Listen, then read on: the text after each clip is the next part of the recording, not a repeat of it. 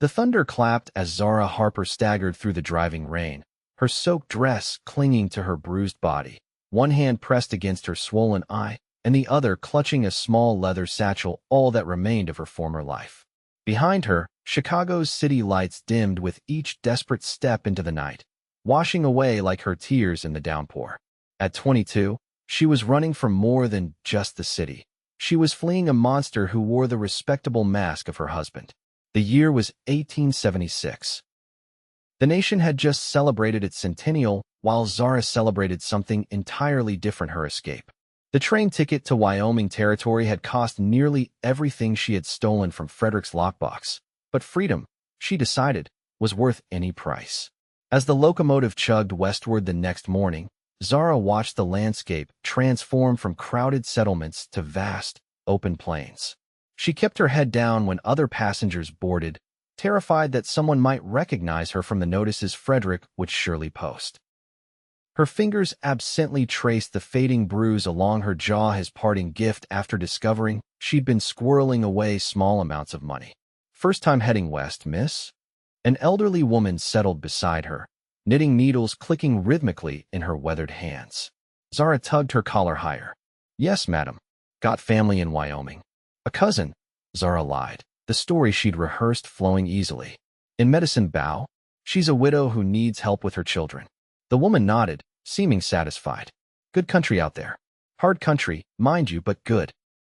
A person can start fresh, if that's what they're looking for." Zara turned toward the window, hiding the hope that flared in her chest. Starting fresh was exactly what she needed. 5 days later, exhausted and disheveled, Zara stepped onto the rough-hewn platform of Medicine Bow's train station. The frontier settlement was nothing like Chicago, a dusty main street lined with wooden buildings, horses tied to hitching posts, and mountains rising majestically in the distance. The air smelled of pine, dust, and possibility. Reality quickly tempered her optimism. With only a few dollars remaining and no actual cousin awaiting her, Zara needed work immediately.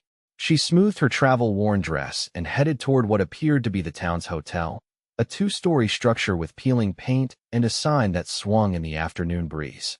The proprietress, a stern-faced woman named Mrs. Holloway, looked Zara up and down suspiciously. "We don't hire women with no references."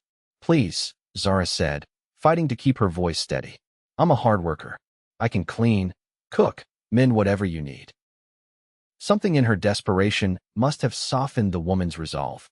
"Can you make beds proper and scrub floors without complaint?" "Yes, madam. Absolutely. $2 a week plus a room in the attic and meals. You get Sundays off unless we're especially busy. First sign of trouble, you're gone." Zara nearly collapsed with relief. "Thank you. You won't regret it." The attic room was little more than a closet with a narrow bed, a cracked wash basin, and a tiny window that looked out over the main street. But it had a lock on the door, a luxury Zara hadn't enjoyed in years. That night, despite her aching muscles and the thin mattress, she slept soundly for the first time since her wedding day 3 years earlier. Morning came with Mrs. Holloway's sharp rap on her door. "Breakfast for the guests needs serving in 20 minutes. Get yourself presentable." The work was exhausting. Zara served breakfast, cleaned rooms, washed linens, and scrubbed floors until her hands were raw. But each night, she locked her door and reveled in the sweet silence, no fists pounding on wood, no drunken curses, no fear of what would happen when her husband came home. 2 weeks passed in this manner, with Zara keeping to herself and learning the rhythms of the small town. She avoided the saloon and kept her gaze lowered when men were present, a habit born from years of Frederick's jealous rages. Mrs. Holloway wasn't kind, but she was fair, and the work allowed Zara to slowly add coins to her hidden savings. It was during her 3rd week in Medicine Bow that she first saw him.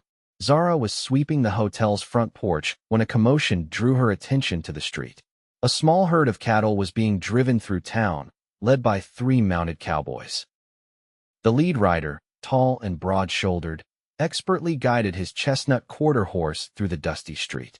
Unlike the weathered faces of most men she'd seen in town, his was younger, perhaps only a few years older than her own 22 years. His Stetson was pulled low, shadowing eyes that seemed focused entirely on controlling the restless cattle. "Lucas Blackwood," Mrs. Holloway said from behind her, making Zara jump. Runs the Double B Ranch north of here. Good man. Pays his debts and doesn't cause trouble in my establishment, unlike some I could mention. Zara nodded, turning back to her sweeping as the cattle moved past. She didn't notice the cowboy glancing her way, his gaze lingering for a moment longer than necessary. Later that afternoon, as Zara delivered fresh towels to the rooms, she encountered Lucas Blackwood in the narrow hallway. Up close, she could see his eyes were a striking blue, contrasting with his sun-darkened skin and the dark stubble along his jaw. He nodded politely, stepping aside to let her pass. "Afternoon, miss," he said, his voice carrying a gentle timbre that belied his rugged appearance. "Sir," Zara responded, keeping her eyes down as she hurried past. Years of Frederick's accusations had taught her that meeting a man's gaze could be dangerous. "You're new in town," he observed, not a question but a simple statement of fact. Zara paused, clutching the towels tighter. "Yes, sir. 3 weeks now. Welcome to Medicine Bow." He smiled then, a genuine expression that transformed his serious face. "It grows on you, this place." Before she could respond, Mrs. Holloway called from downstairs, and Zara took the opportunity to escape the conversation. Something about Lucas Blackwood made her uneasy, not in the way Frederick had, but in a new, unfamiliar way that sent her heart racing for reasons she couldn't identify. That evening, as she served dinner in the hotel's small dining room, Lucas Blackwood sat alone at a corner table. Zara delivered his meal with trembling hands, acutely aware of his presence. He thanked her quietly, without the leering looks other men sometimes gave her. "The stew smells wonderful," he commented. "Did you make it?" Zara shook her head. "Mrs. Holloway does the cooking. I just serve and clean." "Well, you do that well," he replied, then returned to his meal, allowing her to retreat. From the kitchen doorway, Mrs. Holloway watched with narrowed eyes. "That man lost his wife 2 years back. Fever took her and their unborn child. Hasn't shown interest in any woman since, though plenty have tried." Zara felt a pang of sympathy. "That's terrible. Life's terrible sometimes," Mrs. Holloway said matter-of-factly. "But he's built something good out at that ranch of his. Started with almost nothing and now runs one of the most successful operations in the county." She fixed Zara with a pointed look. "A man like that deserves some happiness." "I'm sure he'll find it someday," Zara replied carefully, uncomfortable with the direction of the conversation. Mrs. Holloway snorted. "Girl, I've seen how he looks at you, and I've been around long enough to know when a man's interest is sparked." "You're mistaken," Zara insisted, panic rising in her throat. "And even if you weren't, I'm not. I can't." The older woman's expression softened slightly. "Everyone in this town has a past, girl. Some are just better at hiding it than others. Those bruises you came in with told me enough." Zara's hand unconsciously rose to her face, though the marks had long since faded. "I'm not one to pry," Mrs. Holloway continued. "But whatever you're running from, you're safe here as long as you keep to your work." She picked up a tray of dirty dishes. "Now finish serving before the food gets cold." Over the next few weeks, Lucas Blackwood appeared regularly at the hotel for meals. Each time, he exchanged polite words with Zara, never pushing for more conversation than she was willing to give. She found herself looking forward to these brief interactions, despite her wariness. One Sunday afternoon, her day off, Zara ventured beyond the main street for the first time. The small church at the edge of town had finished its service, and she walked past it toward a meadow where wildflowers grew in abundance. The simple pleasure of gathering a small bouquet seemed like luxury after years of confinement. "They suit you," a familiar voice said, startling her. Lucas Blackwood sat atop his horse a few yards away, his expression friendly but cautious, as if approaching a skittish colt. Zara clutched the flowers tighter. "Mr. Blackwood, I didn't hear you approach." "Lucas, please." He dismounted, keeping a respectful distance. "Bandit here has soft steps when he wants." He patted the horse's neck affectionately. Silence stretched between them, until Lucas cleared his throat. "It's a fine day for a ride. The view from the ridge over there is something to behold." He gestured toward a distant hillside. "If you're interested, that is." Zara's instinct was to refuse, to retreat to the safety of her attic room. But something in his open expression made her hesitate.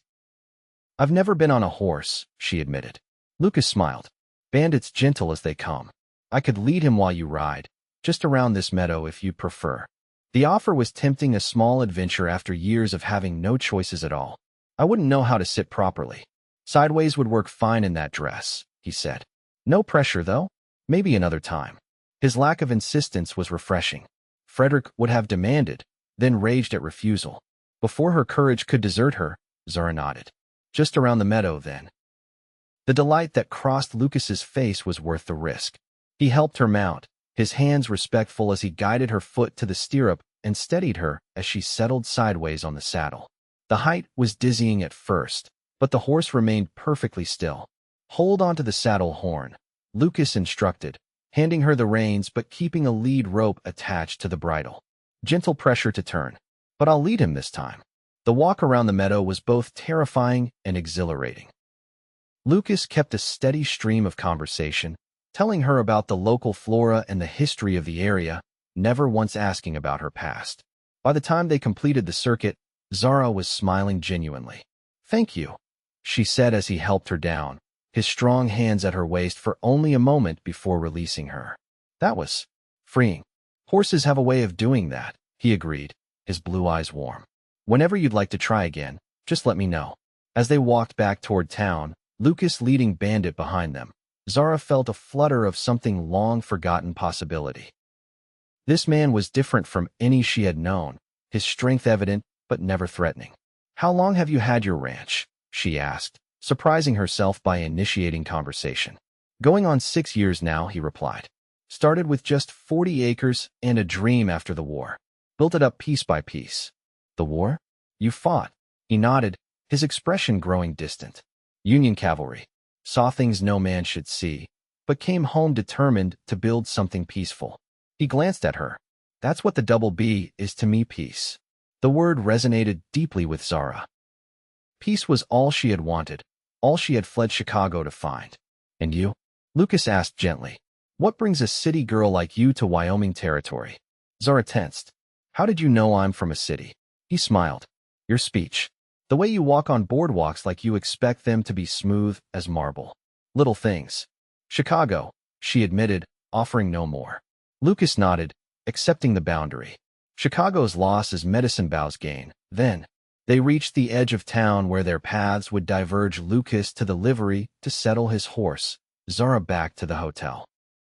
Thank you again for the ride, she said. My pleasure. He hesitated, then added, I'll be bringing some cattle to the railhead next week.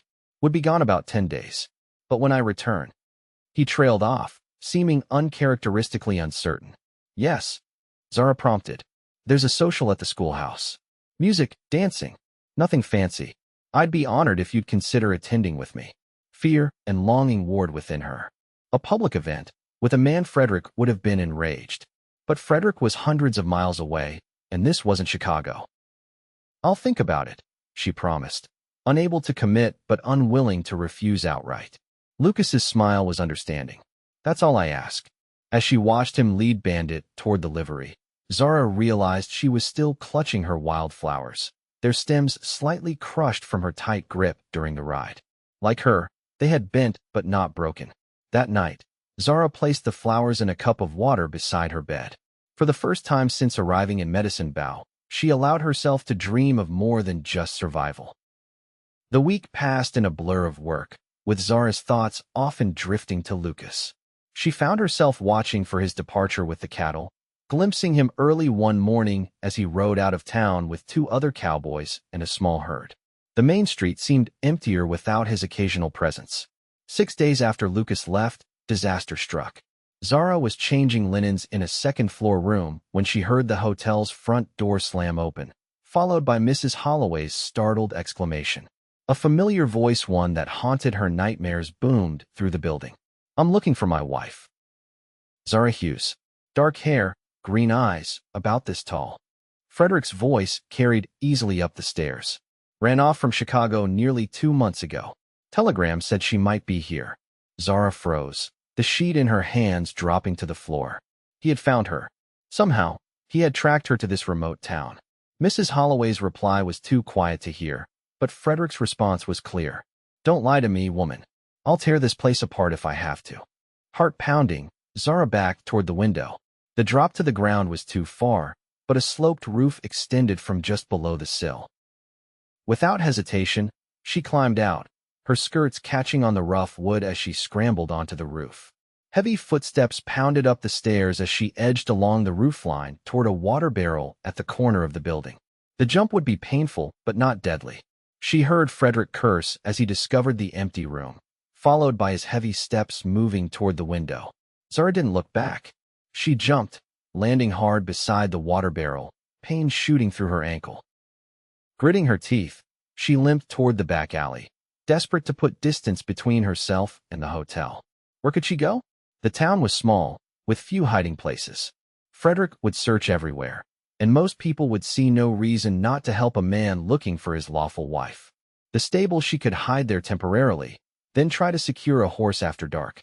Keeping to back alleys, Zara made her way to the livery. The stable boy looked up in surprise as she slipped inside. "Miss Harper? You all right? You're white as a sheet." "Please," she whispered urgently. "There's a man in town, my husband. He'll hurt me if he finds me. I need to hide, just until I can figure out what to do." The boy Tommy, she recalled, looked alarmed. "Mr. Phillips went to get supplies. Won't be back till evening." He glanced around nervously, then pointed to a ladder. "Hayloft. There's a space behind the far stack where we store extra tack. Might do for a spell." "Thank you," Zara said fervently, already climbing despite her throbbing ankle. The hayloft was dusty and hot, but the hidden alcove behind the hay bales offered concealment. Zara curled into herself, trying to calm her racing thoughts enough to form a plan.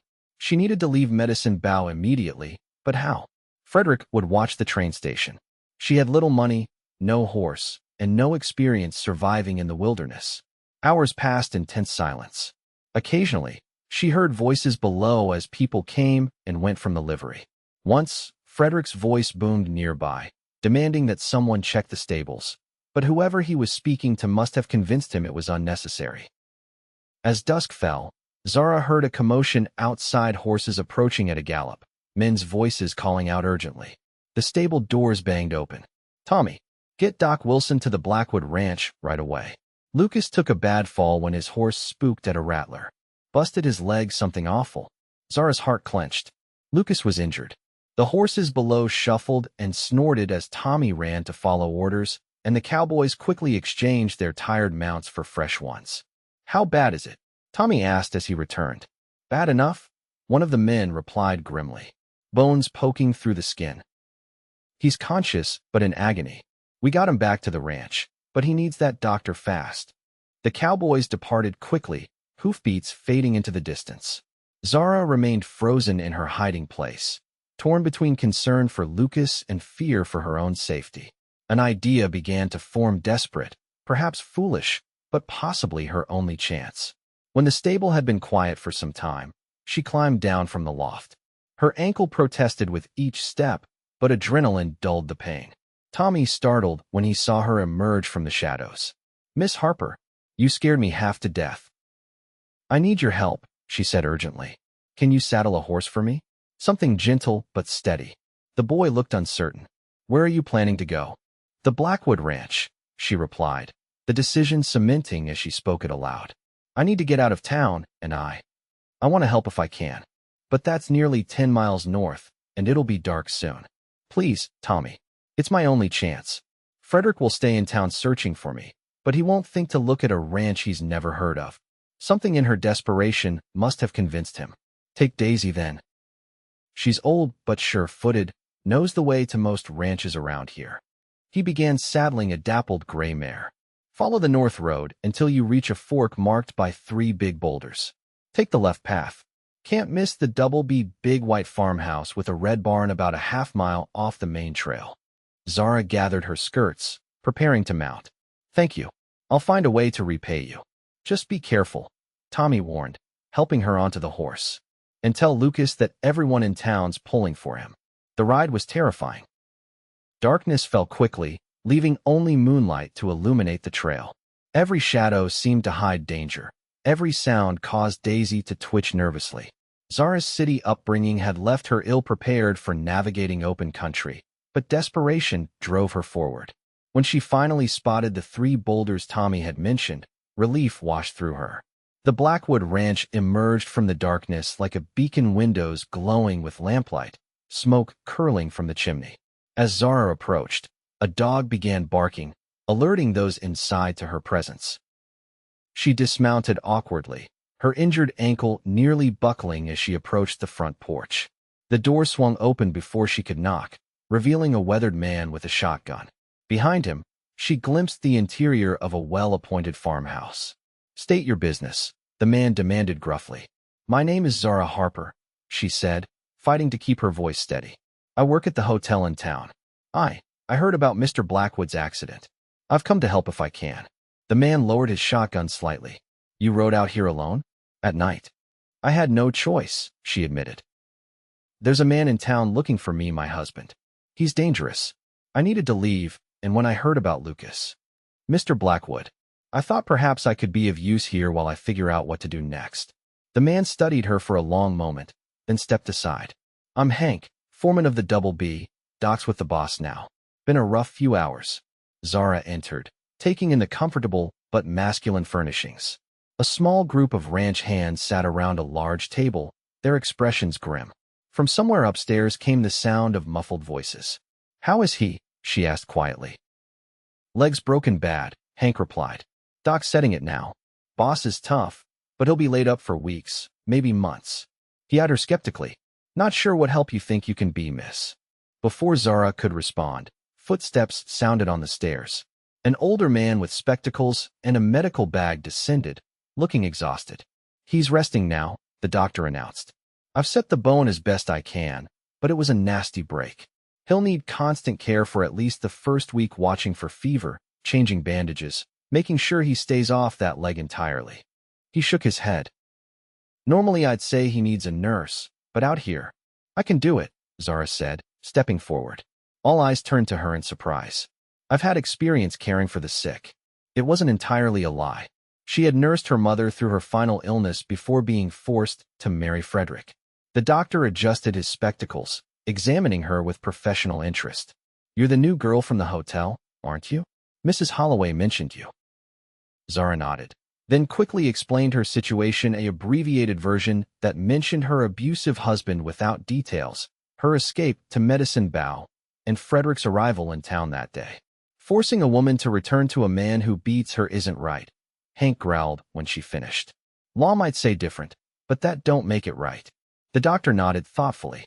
"Lucas will need someone here round the clock. His injuries are serious, and with the ranch to run, his men can't provide the care he needs." He turned to Zara. "If you're willing to stay, I can show you what needs to be done." Relief flooded through her. "Thank you. I am willing." "Then it's settled," Hank declared. "Miss Harper stays. We'll arrange a proper room for you."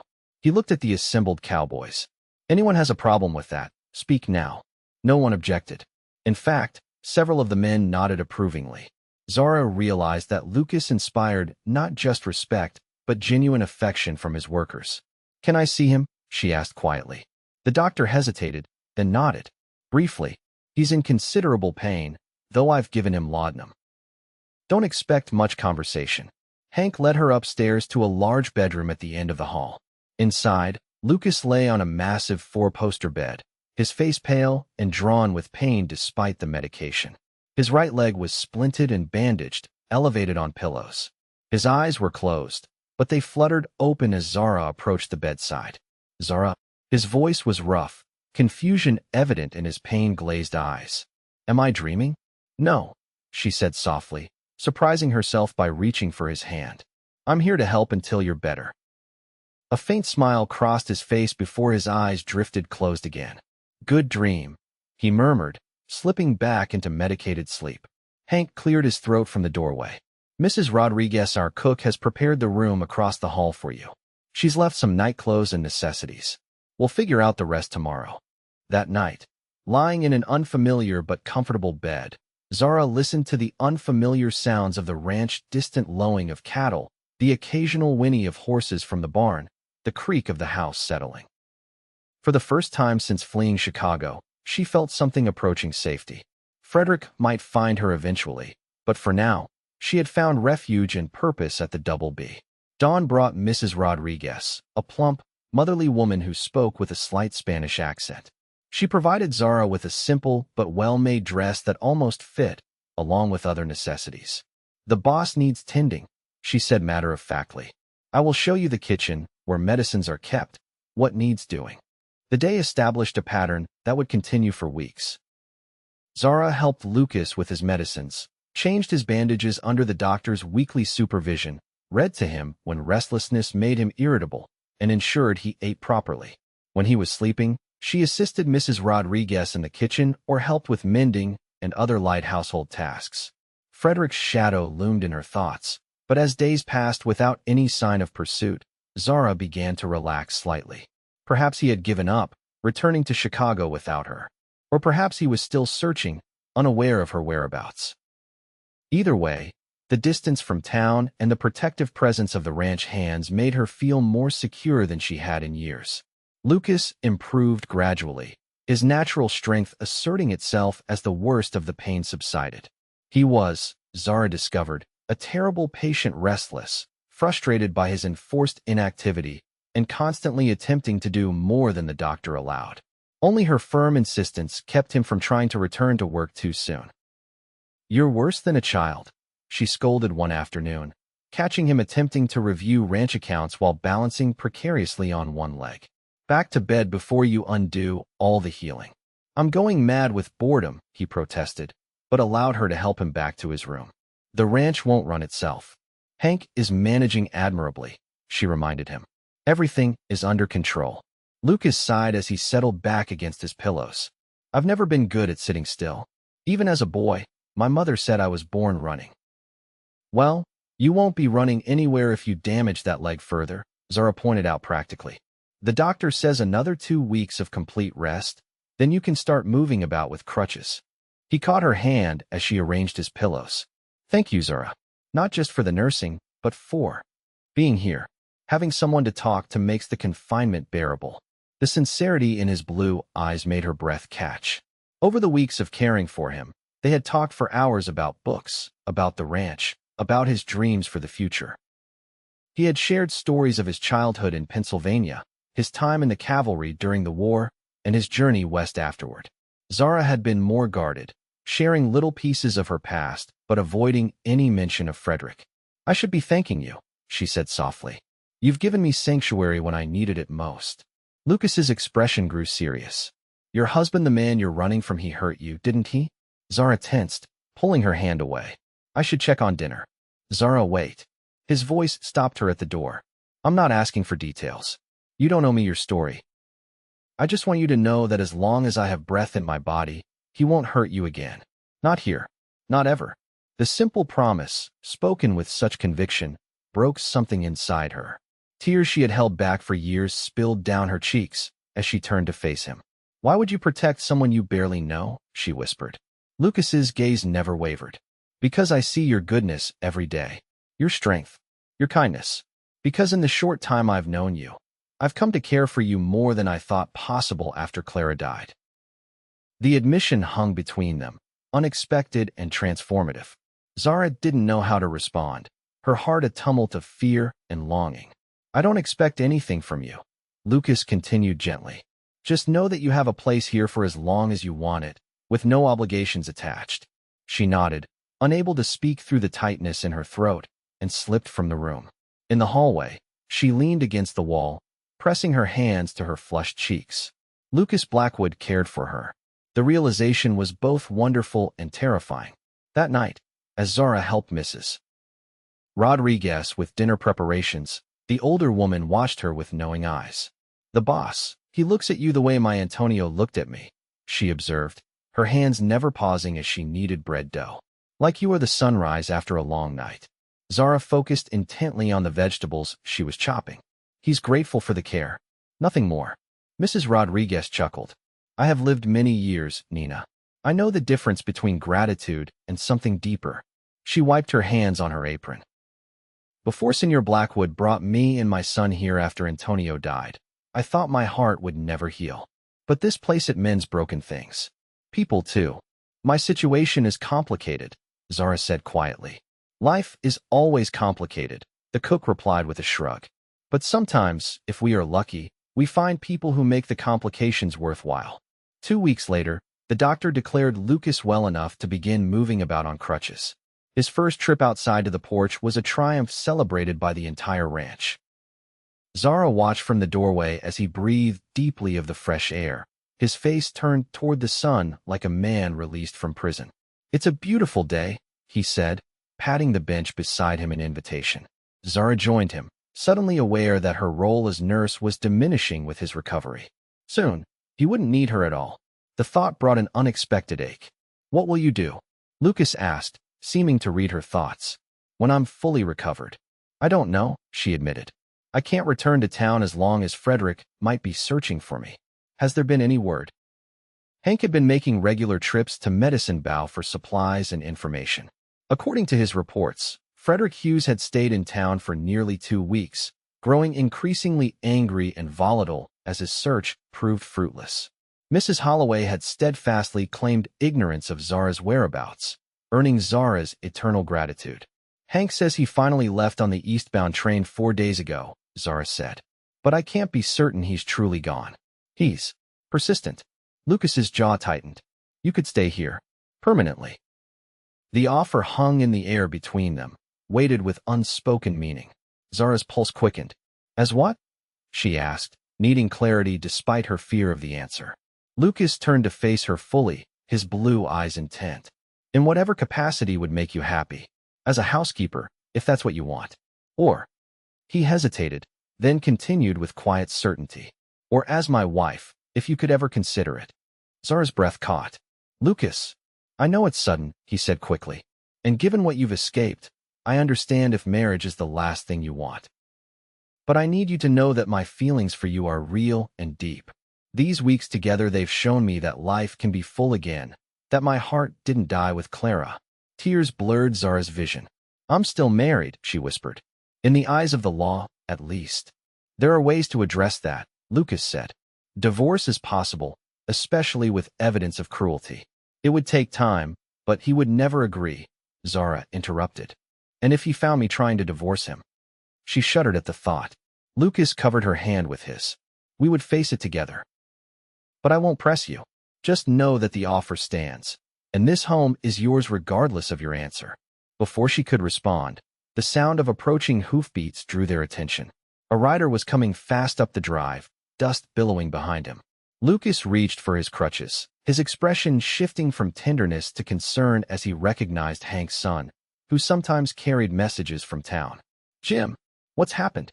Lucas called as the young man reined in his lathered horse. "Telegram from the sheriff," Jim panted, handing over a folded paper. "Said it was urgent." Lucas read quickly, his face darkening.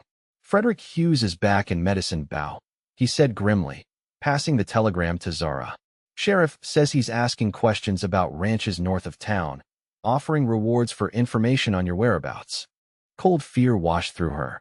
"He knows I'm here." "Not specifically," Lucas corrected, "but he's narrowing his search." He turned to Jim. "Ride back and tell the sheriff I'm grateful for the warning. Then find your father in the south pasture and send him here immediately." As Jim galloped away, Lucas took Zara's trembling hands in his. "We'll increase patrols around the property. No one gets through without us knowing." "I should leave," Zara said desperately. "Head west, maybe to Idaho territory. He'll only bring trouble to your door." "You're not facing him alone," Lucas said firmly. "We'll figure this out together." Together. The word wrapped around her like a promise, offering strength she had never known with Frederick. For the first time, Zara allowed herself to truly consider a future with Lucas, a life built on mutual respect and growing affection, rather than fear and control. "I'm afraid," she admitted quietly. Lucas's expression softened. "I know, but fear doesn't mean you're weak, Zara. It means you're sensible. We'll be careful, but we won't let fear rule us."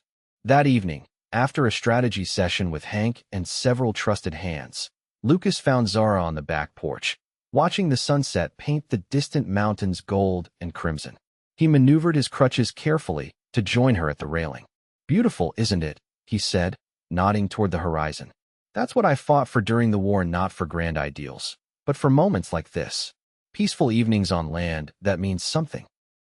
Zara nodded, understanding. "When I was a girl, Before my parents died, we had a small garden behind our house in Chicago. My father built a bench there, and we'd sit together on summer evenings, just watching the sky change. It was the safest place in the world. Lucas studied her profile, gilded by the fading light. I want to build that for you again. A place where peace isn't just a moment, but a life. She turned to him, her green eyes searching his face. You hardly know me. I know enough, he said simply. I know you're brave and kind. I know you read poetry to me when the pain was worst and never complained when I was difficult. I know you have nightmares that make you cry out in your sleep, yet you face each day with quiet strength. He smiled gently. I know that when you think no one is watching, you dance a little while doing household chores. Zara blushed. You saw that? From my window. It was the first day I could stand without help. His expression grew serious again. I don't need to know every detail of your past to know that I want you in my future, Zara. Before she could respond, a shout came from the direction of the bunkhouse. One of the hands was running toward the main house, rifle in hand.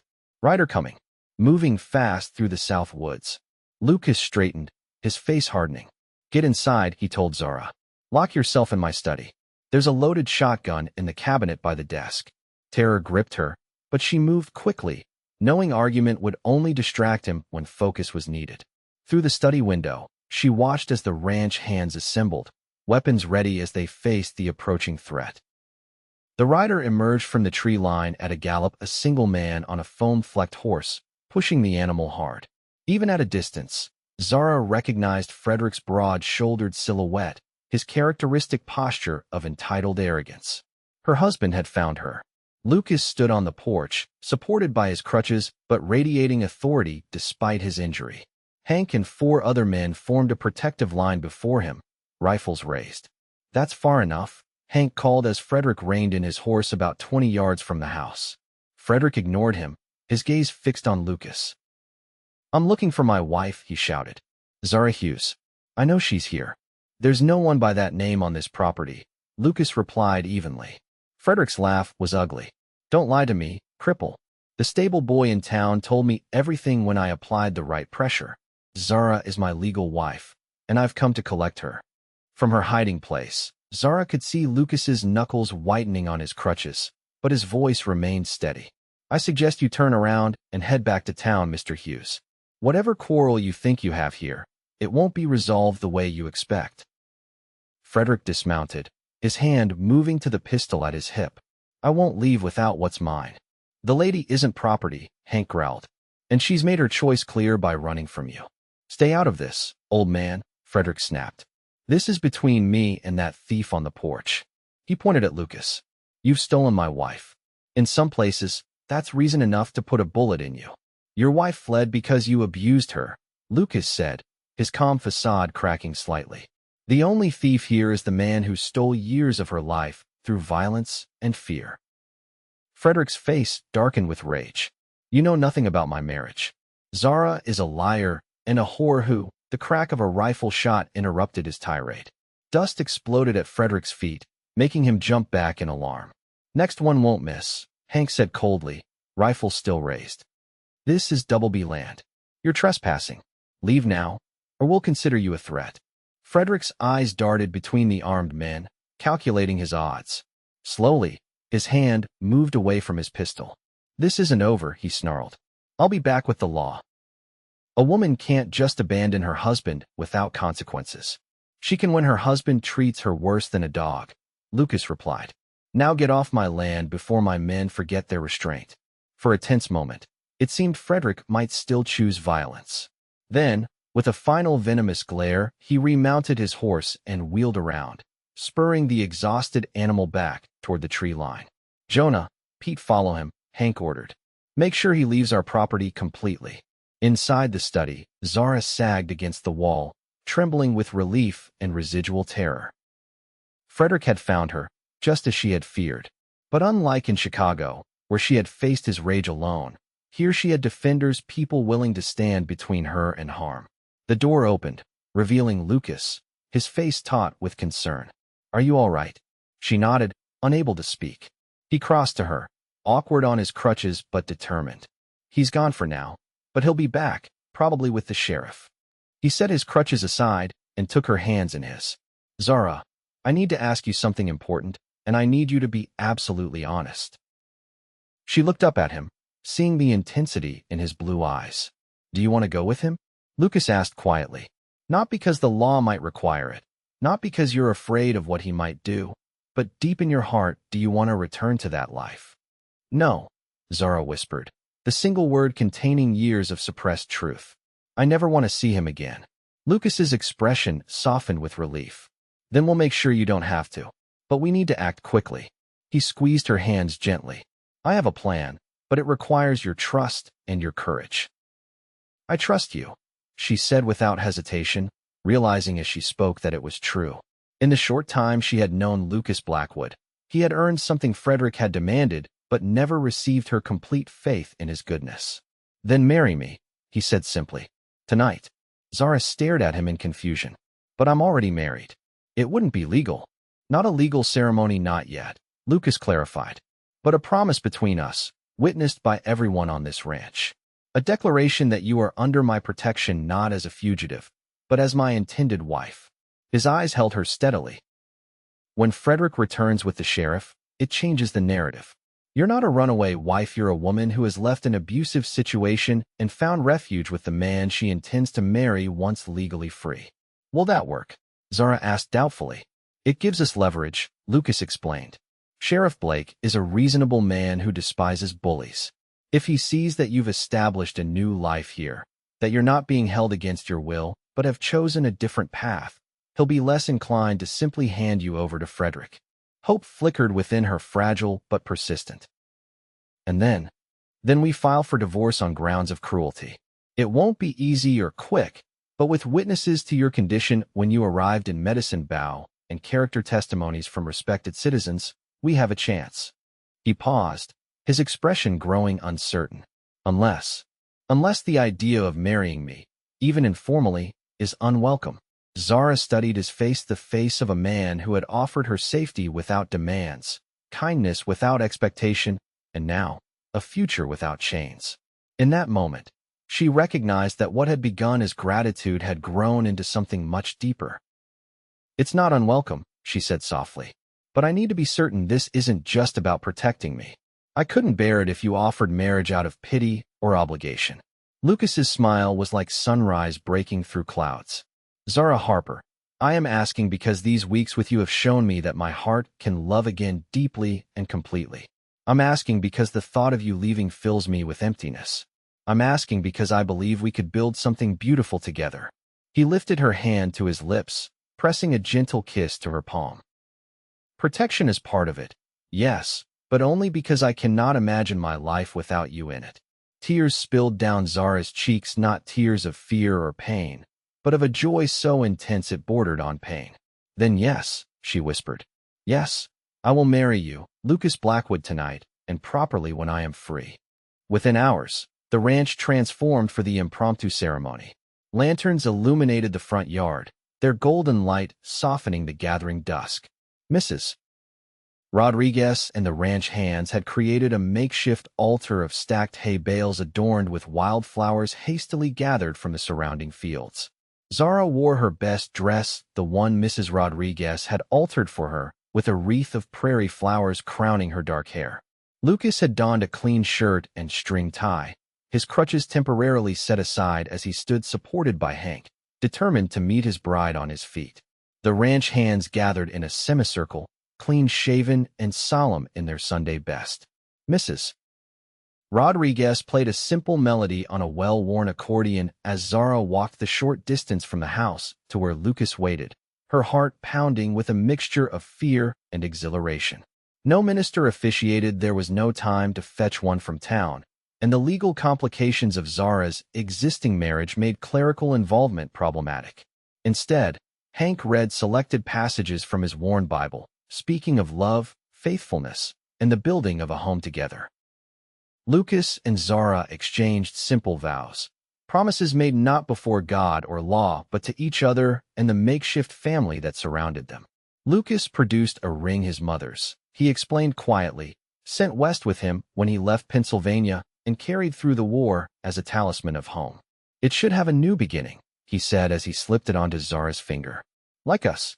When Hank pronounced them husband and wife, in the eyes of all present, Lucas drew Zara into a gentle kiss there first.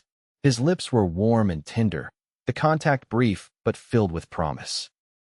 The ranch hands cheered and hooped, momentarily banishing the shadow of Frederick's threat. The celebration that followed was simple but joyful. Mrs. Rodriguez served a hastily prepared feast, and someone produced a fiddle. Despite his injured leg, Lucas insisted on one dance with his bride, supporting himself with one crutch while holding Zara close with his free arm. "Are you afraid?" he asked quietly as they swayed together under the stars. "Yes," she admitted, "but not like before. This fear doesn't paralyze me." Lucas nodded in understanding. "We'll face whatever comes together." That's what matters. Later that night, as the celebration wound down, Lucas and Zara retired to the master bedroom, now their shared space. Despite their marriage, Lucas had arranged a screen that divided the room, giving Zara privacy. "Until things are proper," he explained, a blush coloring his tanned cheeks. "I would never presume." Zara's heart swelled with gratitude for his consideration. Frederick had never asked, never waited, never considered her comfort or readiness. Lucas's respect was yet another revelation in a day filled with them. "Thank you," she said simply, knowing he would understand all she couldn't yet express. Morning came too quickly, bringing with it the reality they had temporarily set aside during the previous night's celebration. Jonah and Pete, who had followed Frederick into town, returned with grim news. Frederick had indeed spoken with Sheriff Blake, demanding assistance in retrieving his kidnapped wife. "Sheriff's coming out later today," Jonah reported over breakfast. "Says he needs to see the situation for himself before deciding anything." Lucas nodded, his expression resolute. "Good. We'll be ready." The hours of waiting were excruciating. Zara tried to occupy herself with normal tasks, helping Mrs. Rodriguez with baking, mending a tear in one of Lucas's shirts, but anxiety made her fingers clumsy and her thoughts scattered. "It will be all right, Nina," Mrs. Rodriguez assured her, patting her hand. "The sheriff is a good man. He will see the truth." Lucas found her on the porch shortly before noon, staring down the road that led to town. He settled beside her on the bench, his legs still splinted but healing well. "Whatever happens today," he said quietly, "remember that you're not alone anymore. Every person on this ranch stands with you." Zara leaned against his shoulder, drawing strength from his solid presence. "I'm afraid of what Frederick might do if the sheriff doesn't support him. He's not accustomed to being denied. We'll be prepared for that, too," Lucas promised. "Hank has men watching the approaches to the ranch. Frederick won't catch us by surprise again." The distant sound of hoofbeats announced visitors. Zara straightened, her heart racing as two riders came into view. Sheriff Blake, a lean man with a silver-streaked beard, and beside him, Frederick, his face set in lines of righteous indignation. Lucas squeezed her hand. "Ready?" She nodded, forcing herself to stand tall as the men dismounted and approached the porch. Frederick's gaze fixed on her, his eyes narrowing at the sight of her hand in Lucas's. "Mrs. Hughes," Sheriff Blake said, tipping his hat politely. "I'm Sheriff Daniel Blake. I believe we have a situation that needs resolving." "It's Mrs. Blackwood now," Lucas interjected calmly. "As of last night." Frederick's face contorted with rage. "That's impossible. She's my wife." The sheriff held up a hand. "Let's all stay calm. Mr. Blackwood, I understand your position, but you must realize that Mrs. Hughes, or Harper, as she was known in town, is legally married to Mr. Hughes here." "I'm aware of the legal complications," Lucas acknowledged. "But I'm also aware that a woman who flees abuse deserves protection, not forced return to her tormentor." Frederick stepped forward aggressively.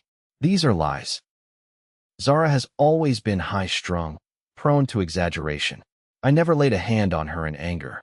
"That's not true," Zara said, finding her voice at last. Meeting Frederick's gaze directly for perhaps the first time in their marriage, she continued, "You broke my arm when I was late returning from the market. You blackened my eye when dinner wasn't to your liking. Enough." Frederick snapped. "Sheriff, I demand you enforce the law. This woman is my wife, and I'm taking her back to Chicago immediately." Sheriff Blake studied Zara thoughtfully. "Mrs. Hughes or Mrs. Blackwood, as the case may be, did your husband abuse you as you've claimed?" Yes, sir, Zara replied steadily. For the entirety of our 3-year marriage. And you came to Wyoming to escape this treatment? I did. The sheriff nodded slowly. Mr. Hughes, these are serious allegations. Frederick scoffed. Allegations without proof. It's her word against mine. And I am a respected businessman in Chicago with connections to— I have proof, a new voice interrupted. All heads turned to see Mrs. Holloway approaching from a wagon that had arrived unnoticed during the confrontation. Behind her came Dr. Wilson and Tommy from the livery. Mrs. Holloway marched up the steps, her expression fierce as she faced the sheriff. I saw the state of this girl when she arrived in Medicine Bow. Bruises all over her face and arms, ribs so tender she winced when carrying luggage. Terrified of her own shadow, Dr. Wilson stepped forward. I examined Mrs. Harper as she was known then when she fell ill during her 2nd week at the hotel. Her body showed evidence of repeated physical trauma consistent with the abuse she describes. You had no right to examine my wife. Frederick sputtered. I had every right as a physician to treat an injured woman, Dr. Wilson replied calmly. And I documented my findings, as is my practice. He handed a folded paper to the sheriff. My medical assessment, dated and witnessed. Tommy shuffled forward nervously. I helped her escape when he came looking, he admitted, nodding toward Frederick. She was scared half to death, sir. Said he'd kill her if he found her. Sheriff Blake reviewed the doctor's notes, his expression growing increasingly grave. When he looked up, his eyes were hard as they fixed on Frederick. Mr. Hughes, Wyoming territory may be young, but we take a dim view of men who beat women. He tucked the doctor's report into his vest. I see no reason to force Mrs. Hughes to return with you to Chicago. Frederick's face darkened. This is outrageous. I have legal rights as her husband. Rights that become questionable when abused, the sheriff countered. My recommendation is that the lady remain here while you return to Chicago and await legal proceedings. Mrs. Hughes or Mrs. Blackwood has grounds to petition for divorce, and I suspect a territorial judge would look favorably on her case. This isn't over, Frederick snarled, directing his fury at Zara. You think you can humiliate me like this? I'll destroy you before I let you go. Lucas stepped forward, his expression dangerous despite his injury. That sounded remarkably like a threat, Mr. Hughes. I suggest you reconsider your words before the sheriff decides you need to cool your temper in his jail. For a tense moment, the two men locked eyes. Frederick, trembling with thwarted rage, and Lucas, steady and implacable. Finally, Frederick turned away. This farce of a marriage won't stand, he said bitterly. She's still my wife in the eyes of the law. For now, Sheriff Blake agreed. But the law also allows for dissolution of marriage under certain circumstances that appear well documented in this case. He gestured toward his horse. I believe our business here is concluded, Mr. Hughes. I'll escort you back to town. Frederick hesitated, his gaze sweeping over the assembled ranch hands who had gathered protectively nearby, then to Zara, standing tall beside Lucas. You'll regret this, he said quietly. Both of you. Then he mounted his horse and, without another word, turned toward town. Sheriff Blake lingered a moment longer. I'll file the necessary papers to begin divorce proceedings, he told Zara. It won't be quick or easy, especially with him fighting it, but with these testimonies, you have a strong case. He tipped his hat. Good day, Mrs. Blackwood, Mr. Blackwood. As the sheriff rode away, following Frederick's distant figure, Zara felt the tension drain from her body. She sagged against Lucas, who wrapped a supportive arm around her waist. It's over, she whispered, scarcely believing it. Not entirely, Lucas cautioned. The divorce will take time, and Frederick doesn't strike me as a man who gives up easily. He pressed a kiss to her temple. But the worst is behind us. He can't hurt you here. That night, as they sat on the porch watching stars emerge in the vast Wyoming sky, Zara reflected on the journey that had brought her to this moment.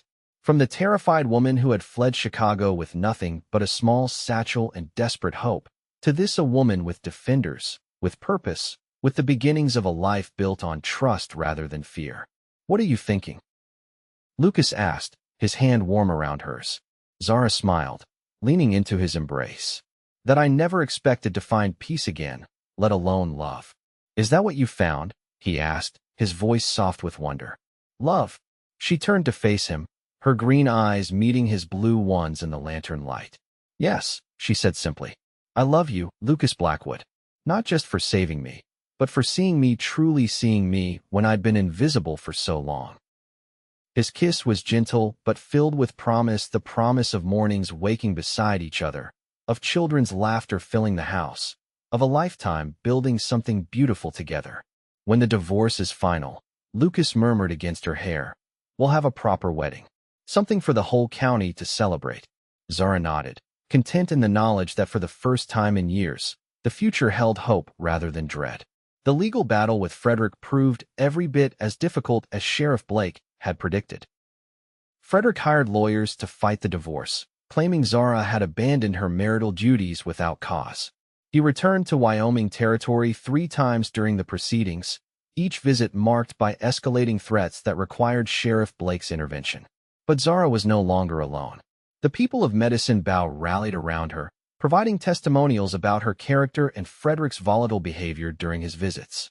Mrs. Holloway's detailed account of Zara's condition upon arriving in town proved particularly damning. Throughout the ordeal, Lucas remained her steadfast support. As his leg healed, he returned to running the ranch, but always made time to accompany Zara to legal meetings, holding her hand through difficult testimonies and wiping away tears when memories overwhelmed her. Their informal marriage became the talk of the territory, a romantic tale of rescue and redemption that grew with each retelling. Some disapproved of their arrangement, but most understood the extraordinary circumstances that had brought them together. 9 months after Frederick's first appearance at the Double B, Judge Harlan Wilson of the Territorial Court granted Zara's petition for divorce, citing extreme cruelty and inhumane treatment as grounds. Frederick, facing mounting legal costs and increasingly damaging publicity that threatened his business interests in Chicago, finally abandoned the fight. The day the final papers arrived, Lucas found Zara in the garden she had created behind the house, a peaceful space reminiscent of her childhood sanctuary. "It's done," he said simply, holding out the official document. "You're free." Zara took the paper with trembling hands, scanning the formal language that dissolved her ties to Frederick forever. When she looked up, Lucas was kneeling before her awkwardly, his once broken leg still occasionally troubling him. "Zara Harper," he said, holding out his mother's ring, the one she had worn since their informal ceremony, but had insisted on returning once the divorce proceedings began. "Will you marry me? Properly this time, before God and the law and everyone who matters to us." Tears of joy spilled down her cheeks as she nodded. "Yes, 1,000 times yes." Their wedding, held on a perfect June day in 1877, was everything their first ceremony couldn't be: legal, public, and joyously celebrated. The entire town turned out, along with ranchers from miles around. Sheriff Blake gave the bride away, and Mrs. Holloway wept openly from the front pew of the small church. As they exchanged vows this time before Reverend Michaels, Zara marveled at the journey that had brought her to this moment. The scared, broken woman who had stumbled from a Chicago train nearly a year earlier would scarcely recognize the confident bride who now pledged her life to the man who had helped her rebuild it. "I now pronounce you husband and wife," the Reverend declared. "What God has joined together, let no man put asunder." Lucas's kiss was no longer tentative, but full of passion and promised the kiss of a man claiming his future. The cheers of the congregation washed over them like a blessing. At the reception held at the Double B, with tables spread across the yard and lanterns hanging from tree branches, Hank raised a toast to the couple. "To Lucas and Zara Blackwood," he called, his gruff voice uncharacteristically emotional. "May your home always be a place of peace." Peace.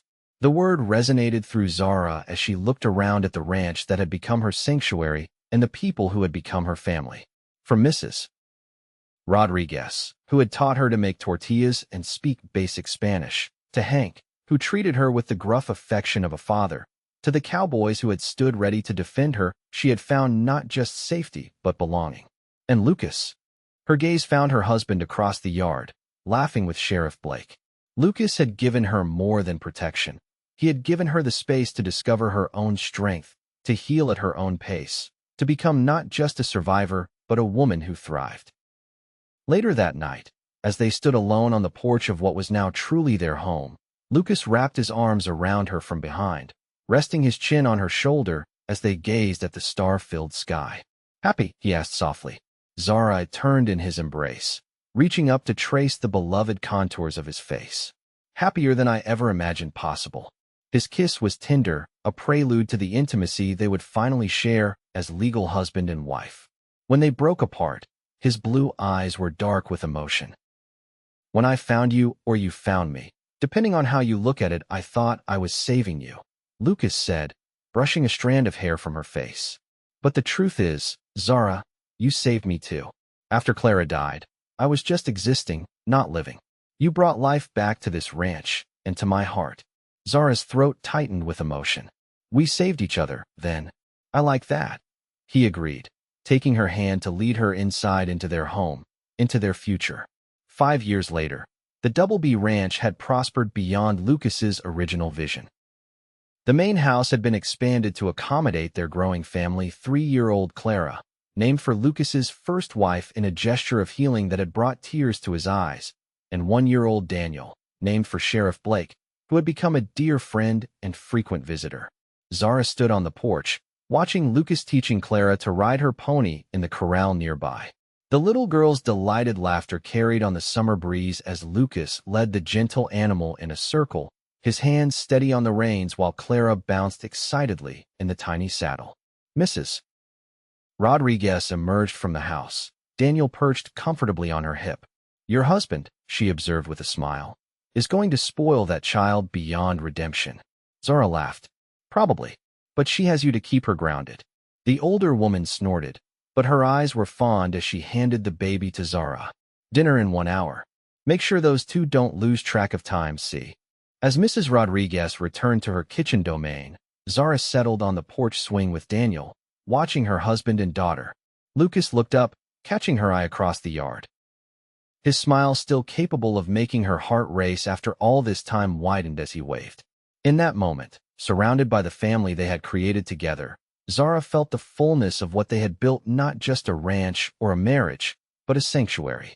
A place where pain was healed, where fear was banished, where love grew stronger with each passing season. She had fled a house of pain, but Lucas Blackwood had built her more than a home of peace. He had helped her build a life of joy.